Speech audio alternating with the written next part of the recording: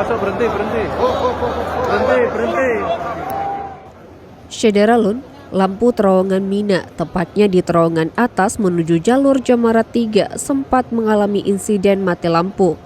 Insiden lampu terowongan mati itu sempat terekam kamera akun TikTok @firzaisal. Dalam video yang diunggah, terlihat ribuan jemaah haji yang sedang berjalan di terowongan tersebut. Kondisi terowongan terang dengan penerangan lampu, namun tiba-tiba lampu terowongan mati dan suasana tampak gelap. Suara riuh para jemaah pun langsung terdengar, kemudian pemandu jemaah haji meminta para jemaah untuk berhenti dan jangan bergerak.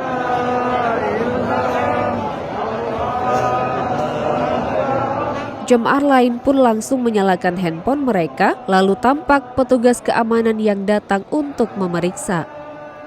Para jemaah pun langsung berhenti dan kompak mengumandangkan takbir.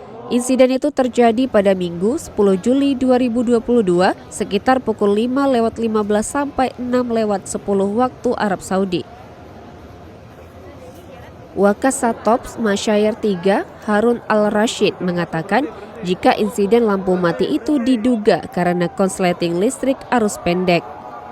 Sebelum kejadian, lampu terowongan sudah nyala hidup sejak malam. Lalu saat para jamaah selesai salat subuh dan menuju ke Jamarat, insiden lampu mati terjadi.